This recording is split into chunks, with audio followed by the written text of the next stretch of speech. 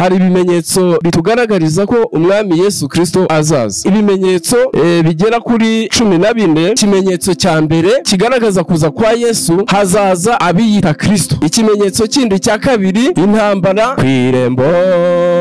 kwirembo ubari kwirembo nuko araje, Yesu araje kandi ageze kwirembo. Ikindi kimenyetso kindi kibigaragaza kugaruka kwa Yesu ni icyerekana n'inzara. Ikindi ni ibyorezo byo mu minsi y'imperuka. Ikindi ni ukurengana kw'abizera. Cya karindwi ni ugukwirakwira k'ubutumwa. Cya munani ni ugutahuka kw'Abisirayeli. Ikindi kimenyetso kindi gikurikiyeho ni ubukire, abantu bazaba bakize cyane kandi abandi bakennye cyane. Ikindi cya 11 ni ibihe birushya. Cya 12 ni imikorere y'umugabo witwa Antikristo. Abantu bazaba bavuga ngo ni amahoro. Senga everyday, gusenga buri munsi. Nusenga uzanesha, nunanigwa gusenga uzaneshwa. Senga gusenga ni byiza, ingabo idukingira. Gusenga bikingura ijuru, tujye dusenga tugera ikirenge mu cya Yesu. Reka ngusuhuze inshuti ya Gusenga everyday, nizere ko mumeze neza. Mu bisazo muri kumwe nanje Mana Kiza Edouard, abari mu Rwanda Shalom, abari mu Burundi Shalom, abari muri Afrika mwese mushaka kumva Ikirundi n'Ikinyarwanda n'Ikinyamurenge Shalom. Turakunda ni gusenga buri munsi. Nusenga uzanesha, ko no gusenga uzaneshwa. Senga. Abari ku mugabane wa Burayi Shalom, abari ku mugabane wa Aziya Shalom, abari ku mugabane wa Amerika Shalom, abari ku mugabane wa Oceania Shalom. Uko muri kuri kamera Gusenga turi kumwe na Pasteur ntabwo ari ubwa mbere ugaragaye ku Gusenga everyday. Ushite gusenga watangiye ariko wibwira abantu baba bashobora kuba bagaragaye baraje gusenga cyangwa bakurikirana ibiganiro byacu batigeze bakubona, watangira ubibwira. Murakoze, nitwa Pasteur Nsabimana Jean Baptiste, nkorera umurimo w'Imana mu itorero rya DPR, mu itorero rya CGM, muri paruwasi ya Gatenga. Yego, murakoze Pasteur, Imana ibambuce ko mwitabiye ubutumire bwacu. Pasteur, mwatangiye munasenga Imana. Reka dusenge. Data mwiza, mu izina rya Yesu Kristo, izina risumba amazina yose mu isi, turagushimira cyane kuko umpaye iyo occasion yo kuvuga ibyawe, yo kuguhamya. Mwami, ijambo ry'Imana riratubwira muri Zaburi 119 umurongo 125 avuga ngo ndi umugaragu wawe umpa ubwenge kugira ngo menye ibyo wahamije. Ndagushimiye rero kuko nta kindi kinzanye, sinje kugira ngo nigaragaze, ahubwo nje nciye bugufi imbere y'amaso yawe, shaka kugira ngo wowe ushyirwe hejuru. Iri jambo ry'Imana riratubwira ngo uwicisha bugufi uzamuhera ubuntu, ariko uwishyira hejuru uzamucisha bugufi. Mana, ndi imbere y'amaso yawe, nta kindi mbereyeho ni uguhesha izina ryawe icyubahiro. Ndasaba rero kugira ngo Mana, izina ryawe rihabwe icyubahiro kandi mbe umuhesha w'umugisha ku bantu bose banyumva bari mu mpande zose zitandukanye. Mwami, bose ndabasengeye kugira ngo aya magambo, iki kiganiro kibagirire umumaro mu izina rya Yesu. Amen. Pastor, twakwakiriye. Murakoze cyane. Ndashaka ko tuganira ijambo ry'Imana. Ijambo nshaka ko tuganira ni ijambo rivuga kugaruka kwa Yesu, kuko Yesu yapfuye mu cyimbo cyacu, arazuka, arazamurwa, ubu yicaye iburyo bw'Imana kandi azagaruka. Icyo nicyo kintu cya mbere dukwiye kumenya nk'abakristo. kandi kugaruka kwa Yesu, Yesu azaza. Ijambo ry'Imana riratubwira ko azaza ndetse bidatinze. Ijambo ry'Imana riratubwira ko Yesu azaza kandi ibimenyetso bitwereka ko ari bugufi biratwegereye, byinshi twarabibonye. Mwami Yesu Kristo azaza si impanuka, kandi impamvu azaza yatubwiye ubwe ko azagaruka. Ikibihamya cya mbere nuko yatubwiye ko azagaruka muri Yohana 14 umurongo wa 2 n'uwa 3. Yatubwiye muri Yohana 14 umurongo wa mbere kugeza ku wa 3 aratubwira ngo ntimuhagarike imitima yanyu, mwizere Imana nanjye munyizere. Mu rugo rwa data hari amazu menshi, iyaba atarahari mbabwiye ko ngiye kubategurira hanyu, kandi ubwo ngiye kubategurira hanyu nzagaruka mbajyane iwanjye ngo aho ndi namwe muzabeyo. Ayo ni amagambo umwami Yesu yavuze bigaragaza ko azagaruka, ntabwo yibeshye rero cyangwa natwe ngo atubeshye. Umwami Yesu azagaruka. Intumwa ze nazo zarabihamije, abamarayika b'Imana nabo barabihamije. Iyo dusomye mu byakozwe n'intumwa igice cya mbere umurongo wa 10 n'uwa 11 hatubwira ko Yesu amaze kuzamurwa mu ijuru, abamarayika babiri baraje barahagarara imbere y'abigishwa barababwira bati, yemwe bagabo b'Abanyagalilaya, ni iki gitumye muhagaze mureba mu ijuru? Yesu ubakuwemo azaza atyo nk'uko mumubonye agenda, kandi uko guhamya n'uko kuri umwami Yesu Kristo azaza. Intumwa nazo zarabihamije. Yesu ashimwe cyane. Intumwa ze zarabihamije. Uwitwa Pawulo yandikira Abafilipi igice cya 3 umurongo wa 20 haratubwira ngo naho twebweho iwacu ni mu ijuru, niho dutegereje umukiza ko azava, niwe mwami Yesu Kristo uzahindura uyu mubiri wo gucishwa bugufi kwacu akawushushanya n'umubiri w'ubwiza. Ikindi tubisoma mu Batesalonike ni igice cya 4 umurongo wa 15 haratubwira ngo iki nicyo tubabwira tukibwirijwe n'ijambo ry'umwami wacu, yuko impanda izavuga abapfiriye muri Kristo bazuke ubutazongera kubora, kandi natwe abazaba bakiriho duhindurwe tujye gusanganira umwami mu kirere. Nuko rero tuzabana n'umwami iteka ryose, nuko mumaranishe imibabaro kubwirana ayo magambo. Ayo ni amagambo intumwa Pawulo yahamije ko umwami Yesu Kristo azaza.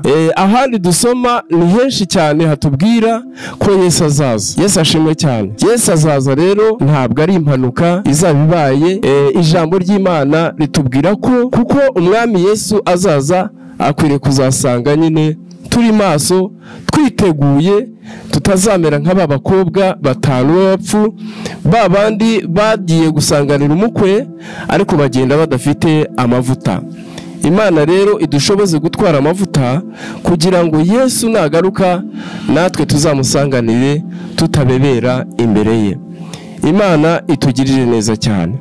Ibimenyetso byo bigaragaza kugaruka kwa Yesu birahari kandi biraboneka rwose. Hari ibimenyetso bitugaragariza ko umwami Yesu Kristo azaza. Nibuka igihe kimwe ndi hariya ku itorero aho nakoreraga umurimo ntarajya mu kiruhuko, umukristo umwe yaje kumbaza ikibazo, arambaza niba yarangeragezaga ntabwo mbizi, ariko yarambajije ati niko umenye ko Yesu azaza ari ku wa kabiri, uwo munsi hari ku wa mbere.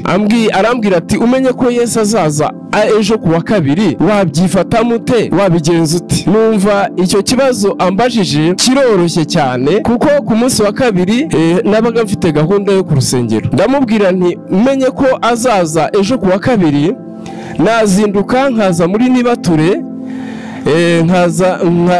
ngasengesha abakristo, Nibature yarangira nkajya muri biro nkakira abakristo bafite ibibazo nkabafasha, saa 3 zagera nkazamuka nkajya imuhira ngafata icyo kunywa, icyayi. Nyuma ya saa 6 nkakora visite pastorale nk'uko nsanzwe mbikora. Narangiza nimugoroba habaga hari amateraniro ku wa kabiri, nkaza mu materaniro saa 12 zagera umwami Yesu akaza. Yesu azaza azasanga turi mu mirimo yacu, ntabwo imirimo izahagarara. Ntabwo kugaruka kwa Yesu ari ibyo kuduhagarika umutima kugaruka kwa Yesu ni ijambo ry'ihumure, ni ijambo ry'ibyiringiro kubizera. Nagira ngo rero ntabwo ari ugukura umutima, kugaruka kwa Yesu bizagora gusa abataramwakira nk'umwami n'umukiza. Ariko kuko nge namwakiriye, nkaba narakiriye Yesu neza mu bugingo bwanjye, ni ukuri numva kugaruka kwa Yesu rwose nta kibazo gihari, kandi mpora numva mwiteguye, kuko Yesu azaza, ntabwo uko yabivuze, azaza nk'uko yabisezeranije. Yesu atugirire neza cyane. Yesu rero azaza, ibimenyetso byo nabaha biragaragara muri Bibiliya, nubwo wenda ntagenda nsobanura kuri buri kintu cyose, ariko ndashaka kubabwira ibimenyetso bigera kuri 14 bigaragaza nyine kuza kwa Yesu. Haleluya. Ibyo bimenyetso ndagenda mvuga gusa, tuzagira wenda igihe cyo kubisesengura, ariko ikimenyetso cya mbere kigaragaza kuza kwa Yesu, hazaza abiyita Kristo, kuko hazaza abiyita Kristo n'abahanuzi b'ibinyoma bazaduka ari benshi. Ariko ijambo ry'Imana ritubwira kuba maso no gusenga no kwirinda. Ikimenyetso kindi cya kabiri ni intambara. Intambara murazizi kuva muri 2000 mu 1918 na 18 na 14 na 18 40 na 45 habanje kuba intambara y'isi yose, haza kuba intambara ya kabiri. Nyuma yaho n'ubundi intambara zarakomeje mu bihugu bitandukanye, intambara ntizigeze zihagarara, na n'uyu munsi turazumva hariya mu Barusiya no na Ukraine, turazumva hariya muri Israeli na Hamasi n'ahandi henshi cyane. Intambara zo mu rudaca zirakomeje. Muririmbyi navuze ngo ntihazabura intambara, ntabwo amahoro azahora keretse Yesu akuyeho urupfu n'ibyaha. Iyo ndirimbo ni indirimbo ya 272 irabitubwira neza. Umwami ageze ku irembo. Reka mbaririmbireho ako gace gato kuko nkunda kuririmba.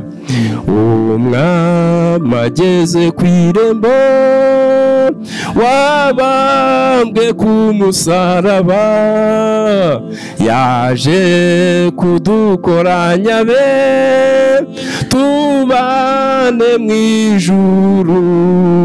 Kwirembo ubari kwirembo, nuko araje, Yesu araje kandi ageze kwirembo. Ntihazabura intambara, ntabwo amahoro azahora keretse Yesu atsembyeho urupfu n'ibyaha.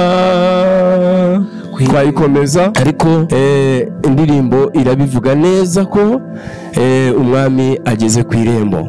Iyo umuntu ageze ku irembo rero kumwitegura biba bigusaba kuba waramaze kwitegura, kuko nta kindi kiba gisigaye.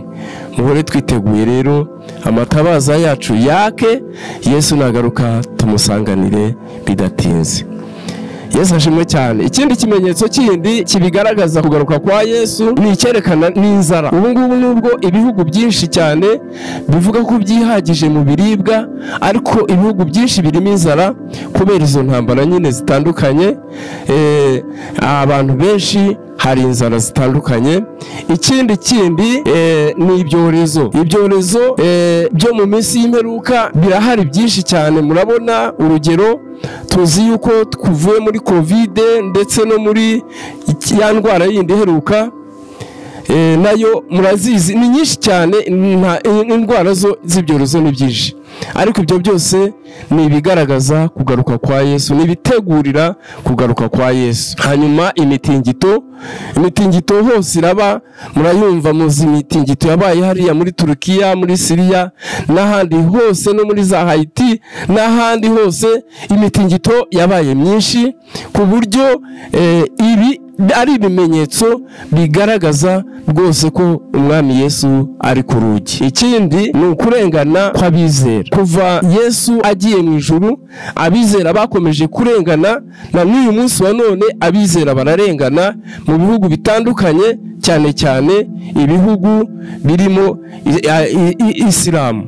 Benshi cyane ntibemera Yesu, n'uyu munsi wa none benshi baricwa, benshi bagafungwa, benshi ndetse bagatotezwa bakakwa n'ibyabo. Ibyo byose ni bigaragaza kugaruka k'umwami Yesu. Ikindi cya karindwi ni ugukwirakwira k'ubutumwa. Ubu Imana yakinguye imiryango, ubutumwa bwiza burabwirizwa mu isi yose kubera ikoranabuhanga ririho. Ubu ngubu ubutumwa bwiza buri kugendera ku mababa y'ibicu kugira ngo bugere kuri buri muntu wese, hatazagira ugira icyo yireguza. Muririmbyi we yaravuze ngo ubutumwa bwiza nibuhetura isi yose, umwami azahita aza bidatinze. Ubutumwa bwiza rero buramamazwa, buri kugenda hirya no hino, abantu benshi cyane bari kugenda bakizwa bagahungira muri Kristo. Imana idufashe cyane, natwe tugira umwete wo kubwiriza abantu bacu, kuko ijambo ry'Imana ratubwira mu Baroma igice cya 11 n'umurongo wa 25 haratubwira ngo kuko abanyamahanga bakwiriye kwinjizwa mu itorero bakagera ku mubare ushyitse, maze Yesu akabona akagaruka.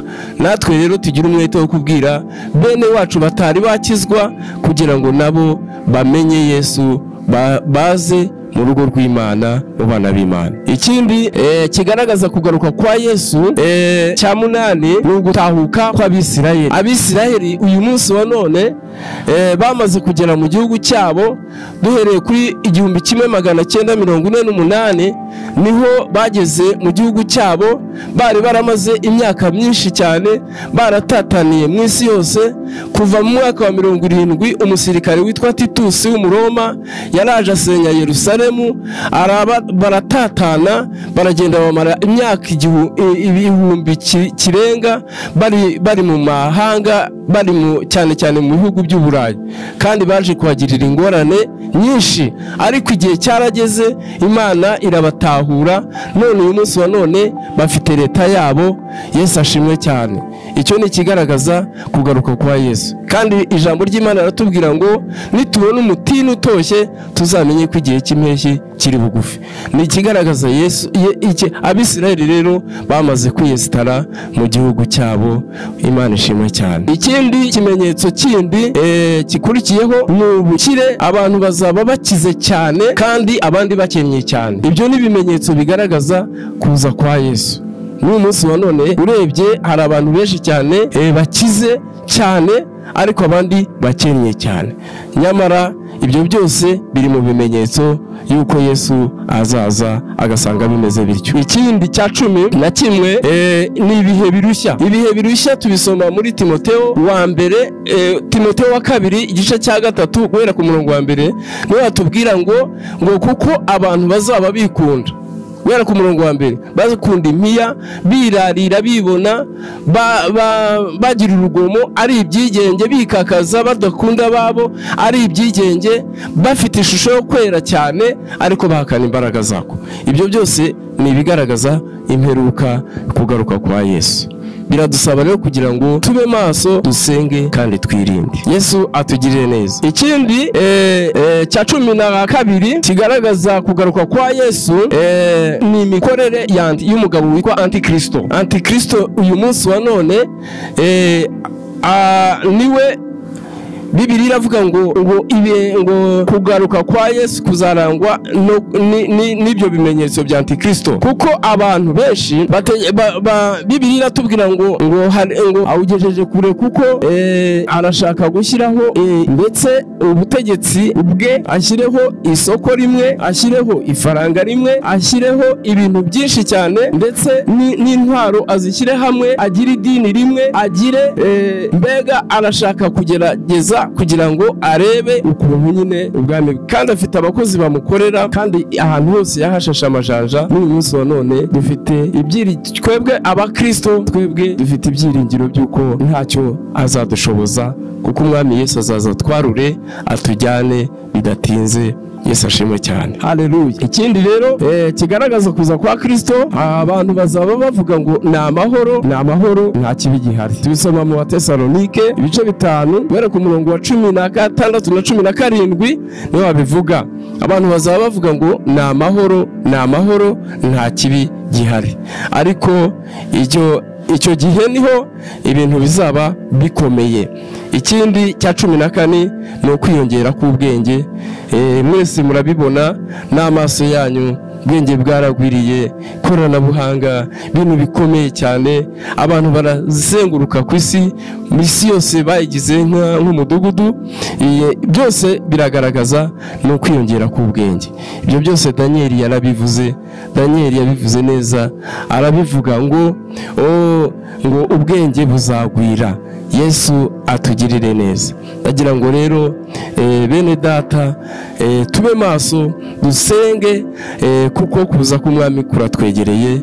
Yesu abaho umugisha. Amen.